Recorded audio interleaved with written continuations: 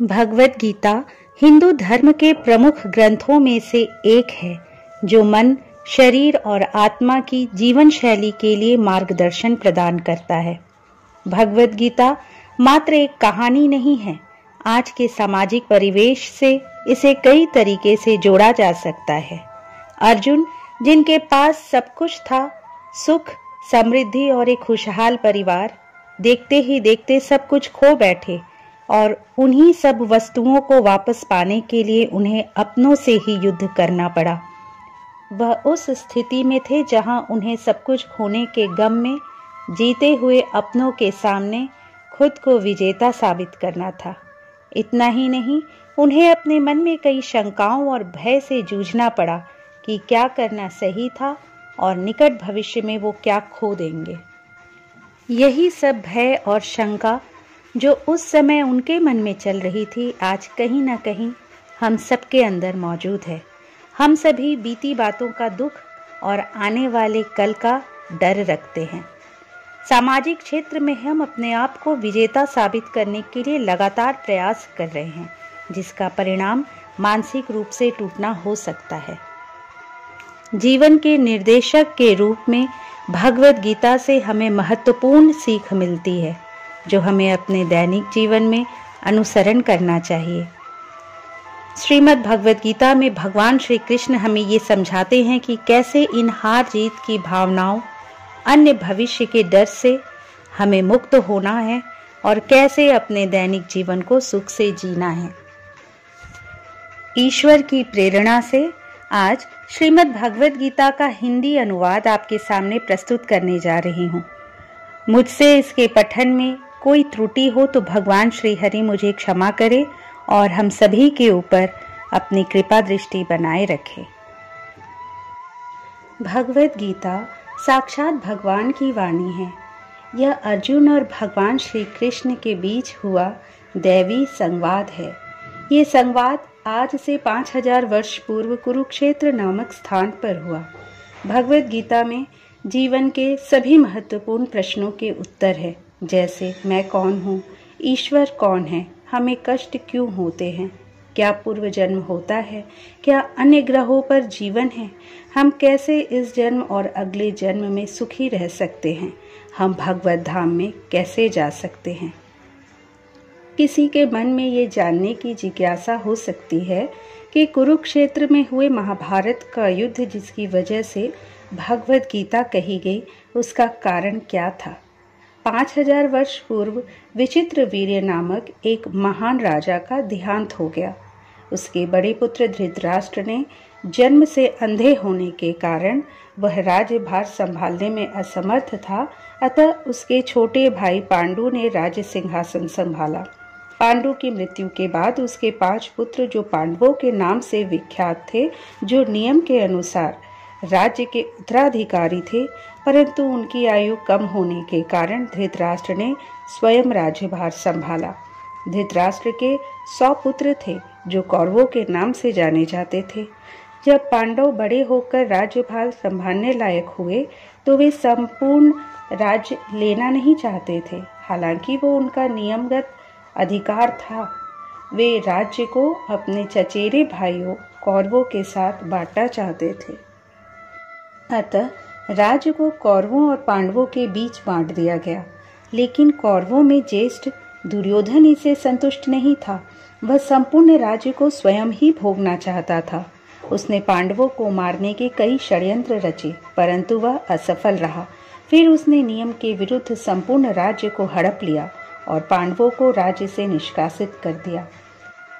पांडवों ने 12 वर्ष का वनवास और 1 वर्ष का अज्ञातवास समाप्त होने पर जब प्रतिज्ञा के अनुसार अपना आधा राज्य मांगा, तब दुर्योधन ने आधा राज्य तो क्या, तीखी सुई की नोक जितनी जमीन भी बिना युद्ध के देनी स्वीकार नहीं की। भगवान श्री कृष्ण ने जमीन के इस विवाद को शांतिपूर्ण और अहिंसात्मक तरीके से सुलझाने का प्रस्ताव रखा, पर दुर्योधन ने शांति प्रस्ताव ठुकराकर पांडवों के विरुद्ध युद्ध की घोषणा कर दी और इस प्रकार महाभारत का महान युद्ध अवश्यंभावी हो गया। युद्ध की तैयारी में अर्जुन और दुर्योधन दोनों ही भगवान श्री कृष्ण के पास सहायता मांगने पहुंचे। भगवान श्री कृष्ण मदद मांगने आए किसी भी व्यक्ति को ठुकराते नहीं थे। भगवान से मदद मांगने वालों की भगवान हमेशा सहायता करते हैं। भगवान श्री कृष्ण ने अपनी संपूर्ण नारायणी सेना को एक ओर तथा स्वयं को मार्गदर्शक के रूप में दूसरी ओर रखने का प्रस्ताव रखा। भगवान ने कहा कि वे इस युद्ध में अस्त्र नहीं उठाएंगे। दुर्योधन ने नारायणी सेना को चुना, जबकि अर्जुन भगवान श्री कृष्ण को किसी भी रूप में प्राप्त करने को उत्सुक था। इस प्रकार भगवान श्री कृष्ण अर्जुन के मार्गदर्शक और सारथी बने। महर्षि वेद व्यास जी का धृतराष्ट्र पर बहुत स्नेह था। उस स्नेह के कारण उन्होंने धृतराष्ट्र के पास आकर कहा कि युद्ध होना और उसमें क्षत्रियों का महान संहार होना अवश्यम भावी है, इसे कोई नहीं टाल सकता। यदि तुम युद्ध देखना चाहते हो तो मैं तुम्हें दिव्य दृष्टि दे सकता हूँ, जिससे तुम यहीं बैठे बैठे युद्ध को अच्छी तरह से देख सकते हो। इस पर धृतराष्ट्र ने कहा कि मैं जन्म भर अंधा रहा, अब अपने कुल के संहार को मैं देखना नहीं चाहता, परंतु युद्ध कैसे हो रहा है ये समाचार जरूर सुनना चाहता हूँ।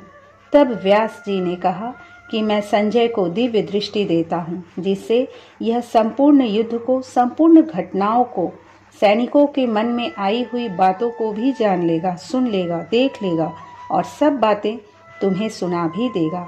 ऐसा कहकर व्यास जी ने संजय को दिव्य दृष्टि प्रदान की। युद्ध स्थल में अर्जुन अपने सगे संबंधियों को अपने विपक्ष में खड़े देख दुविधा में पड़ गया। वह अपने अधिकारों के लिए अपने स्वजनों की हत्या कैसे कर सकता है? वह युद्ध भूमि से पलायन करना चाहता है, अपनी हार मानना चाहता है, भले ही दुर्योधन राजा बन जाए। अर्जुन इस दुविधा से बाहर निकलने में भगवान की शरण लेता है। शरणागत आए अपने मित्र एवं भक्त अर्जुन को भगवान ने भगवत गीता के दिव्य उपदेश द्वारा इस दुविधा से उबारते हैं और श्रीमद् भगवत गीता के माध्यम से अर्जुन के ही समान अपने शरण में आए सभी भक्तों का मार्गदर्शन करते हैं। गीता महात्म्य के अनुसार भगवत गीता साहित्य है, जिसे पूरी श्रद्धा के साथ पढ़ना चाहिए। जो मनुष्य शुद्ध चित्त होकर प्रेम पूर्वक इस पवित्र गीता शास्त्र का पाठ करता है, वह भय और शोक आदि से रहित होकर विष्णु धाम को प्राप्त कर लेता है। जो मनुष्य सदा गीता का पाठ करने वाला है तथा प्राणायाम में तत्पर रहता है, उसके इस जन्म और पूर्व जन्म में किए हुए समस्त पाप निसंदेह नष्ट हो जाते हैं। जल में प्रतिदिन किया हुआ स्नान मनुष्यों के केवल शारीरिक मल का नाश करता है, परंतु गीता ज्ञान रूप जल में एक बार भी किया हुआ स्नान संसार मल को नष्ट करने वाला है। जो साक्षात कमल नाभ भगवान विष्णु के मुख कमल से प्रकट हुई है, उस गीता का ही भली भांति गान अर्थ सहित स्वाध्याय करना चाहिए। अन्य शास्त्रों के विस्तार से क्या प्रयोजन है? जो महाभारत का अमृतोपम सार है तथा जो भगवान श्री कृष्ण के मुख से प्रकट हुआ है, उस गीता रूप गंगा जल को पी लेने पर पुनः इस संसार में जन्म नहीं लेना पड़ता। संपूर्ण उपनिषदे गौ के समान है। गोपाल नंदन श्री कृष्ण दूहने वाले हैं। अर्जुन बछड़ा है तथा महान गीतामृत ही उस गौ का दुग्ध है और शुद्ध बुद्धि वाला श्रेष्ठ मनुष्य ही इसका भोक्ता है। देवकी नंदन भगवान श्री कृष्ण का कहा हुआ गीता शास्त्र ही एकमात्र उत्तम शास्त्र है। भगवान देवकी नंदन ही एकमात्र महान देवता है। उनके नाम ही एकमात्र मंत्र हैं और उन भगवान की सेवा ही एकमात्र कर्तव्य कर्म है। हरे राम राम राम हरे हरे, हरे कृष्ण कृष्ण कृष्ण हरे हरे। श्रीमद् भगवद गीता प्रथम अध्याय। धृतराष्ट्र बोले, हे संजय, धर्म भूमि कुरुक्षेत्र में एकत्रित युद्ध की इच्छा वाले मेरे और पांडु के पुत्रों ने क्या किया?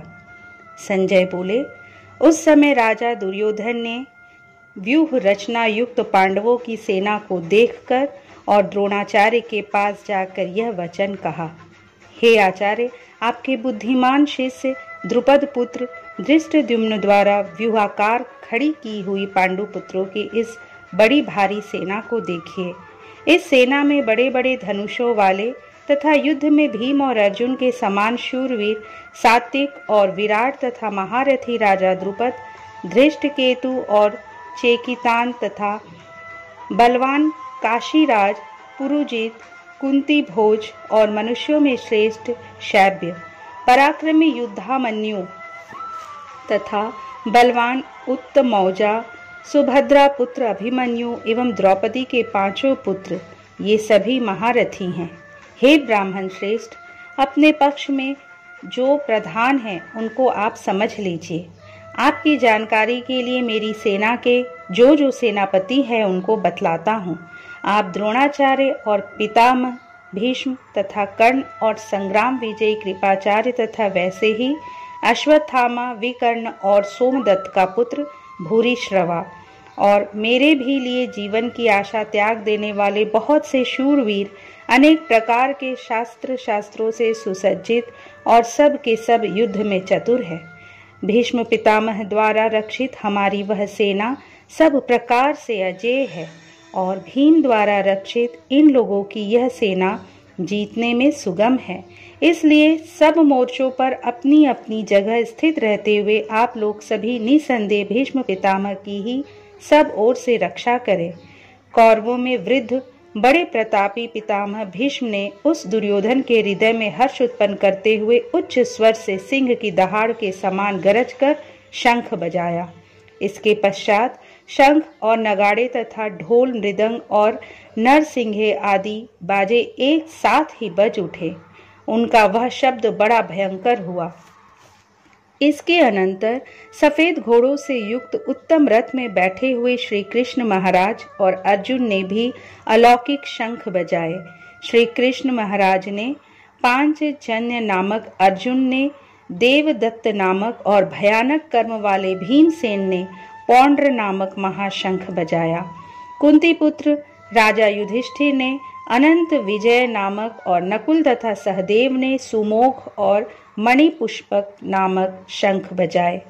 श्रेष्ठ धनुष वाले काशीराज और महारथी शिखंडी एवं धृष्टद्युम्न तथा राजा विराट और अजय सात्विक राजा द्रुपद एवं द्रौपदी के 5 पुत्र और बड़ी भुजा वाले सुभद्रा पुत्र अभिमन्यु, इन सभी ने हे राजन सब ओर से अलग अलग शंख बजाए और उस भयानक शब्द ने आकाश और पृथ्वी को भी गुंजाते हुए धार्तराष्ट्रों के अर्थात आपके पक्ष वालों के हृदय विदीर्ण कर दिए। हे राजन, इसके बाद कपिध्वज अर्जुन ने मोर्चा बांधकर डटे हुए धृतराष्ट्र संबंधियों को देखकर उस शस्त्र चलने की तैयारी के समय धनुष उठाकर ऋषिकेश श्री कृष्ण महाराज से ये वचन कहा, हे अच्युत, मेरे रथ को दोनों सेनाओं के बीच में खड़ा कीजिए और जब तक कि मैं युद्ध क्षेत्र में डटे हुए युद्ध के अभिलाषी इन विपक्षी योद्धाओं को भली प्रकार देख लूं कि इस युद्ध रूप व्यापार में मुझे किन किन के साथ युद्ध करना योग्य है, तब तक उसे खड़ा रखिए। दुर्बुद्धि दुर्योधन का युद्ध में हित चाहने वाले जो ये राजा लोग इस सेना में आए हैं, इन युद्ध करने वालों को मैं देखूंगा। संजय बोले, हे धृतराष्ट्र, अर्जुन द्वारा इस प्रकार कहे हुए महाराज श्री कृष्णचंद्र ने दोनों सेनाओं के बीच में भीष्म और द्रोणाचार्य के सामने तथा संपूर्ण राजाओं के सामने उत्तम रथ को खड़ा करके इस प्रकार कहा कि हे पार्थ, युद्ध के लिए जुटे हुए इन कौरवों को देखो। इसके बाद पृथापुत्र अर्जुन ने उन दोनों ही सेनाओं में स्थित ताऊ, चाचों को, दादों परदादों को, गुरुओं को, मामाओं को, भाइयों को, पुत्रों को, पौत्रों को तथा मित्रों को, ससुरों को और सुहृदों को भी देखा। उन उपस्थित संपूर्ण बंधुओं को देखकर वे कुंती पुत्र अर्जुन अत्यंत करुणा से युक्त होकर शोक करते हुए यह वचन बोले। अर्जुन बोले, हे कृष्ण, युद्ध क्षेत्र में डटे हुए युद्ध के अभिलाषी इस स्वजन समुदाय को देखकर मेरे अंग शिथिल हुए जा रहे हैं और मुख सूखा जा रहा है तथा मेरे शरीर में कंप एवं रोमांच हो रहा है। हाथ से गांडीव धनुष गिर रहा है और त्वचा भी बहुत जल रही है तथा मेरा मन भ्रमित सा हो रहा है, इसलिए मैं खड़ा रहने को भी समर्थ नहीं हूँ। हे केशव, मैं लक्षणों को भी विपरीत ही देख रहा हूँ तथा युद्ध में स्वजन समुदाय को मारकर कल्याण भी नहीं देखता। हे कृष्ण, मैं न तो विजय चाहता हूँ और न राज्य तथा सुखों को ही।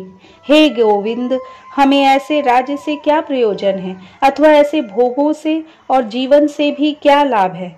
हमें जिनके लिए राज्य, भोग और सुख आदि अभिष्ट हैं, वे ही ये सब धन और जीवन की आशा को त्याग कर युद्ध में खड़े हैं। गुरुजन, ताऊ, चाचे, लड़के और उसी प्रकार दादे, मामे, ससुर, पौत्र, साले तथा और भी संबंधी लोग हैं। हे मधुसूदन, मुझे मरने पर भी अथवा तीनों लोकों के राज्य के लिए भी मैं इन सबको मारना नहीं चाहता। फिर पृथ्वी के लिए तो कहना ही क्या। हे जनार्दन, धृतराष्ट्र के पुत्रों को मारकर हमें क्या प्रसन्नता होगी। इन आतताइयों को मारकर तो हमें पाप ही लगेगा। अतएव हे माधव, अपने ही बांधव धृतराष्ट्र के पुत्रों को मारने के लिए हम योग्य नहीं हैं, क्योंकि अपने ही कुटुंब को मारकर हम कैसे सुखी होंगे। यद्यपि लोभ से भ्रष्ट चित्त हुए ये लोग कुल के नाश से उत्पन्न दोष को और मित्रों से विरोध करने में पाप को नहीं देखते, तो भी हे जनार्दन, कुल के नाश से उत्पन्न दोष को जानने वाले हम लोगों को इस पाप से हटने के लिए क्यों नहीं विचार करना चाहिए। कुल के नाश से सनातन कुल धर्म नष्ट हो जाते हैं। धर्म के नाश हो जाने पर संपूर्ण कुल में पाप भी बहुत फैल जाता है। हे कृष्ण, पाप के अधिक बढ़ जाने से कुल की स्त्रियां अत्यंत दूषित हो जाती हैं और हे वार्ष्ण्य, स्त्रियों के दूषित हो जाने पर वर्ण संकर उत्पन्न हो जाता है। वर्ण संकर कुल घातियों को और कुल को नरक में ले जाने के लिए ही होता है। लुप्त हुई पिंड और जल की क्रिया वाले अर्थात श्राद्ध और तर्पण से वंचित इनके पितर लोग भी अधोगति को प्राप्त होते हैं। इस वर्ण संकर कारक दोषों से कुल घातियों के सनातन कुल धर्म और जाति धर्म नष्ट हो जाते हैं। हे जनार्दन, जिनका कुल धर्म नष्ट हो गया है, ऐसे मनुष्यों का अनिश्चित काल तक नरक में वास होता है, ऐसा हम सुनते आए हैं। हा शोक, हम लोग बुद्धिमान होकर भी महान पाप करने को तैयार हो गए हैं। जो राज्य और सुख के लोभ से स्वजनों को मारने के लिए उद्यत हो गए हैं। यदि मुझ शस्त्र रहित एवं सामना न करने वाले को शस्त्र हाथ में लिए हुए धृतराष्ट्र के पुत्र रण में मार डाले, तो वह मारना भी मेरे लिए अधिक कल्याणकारक होगा।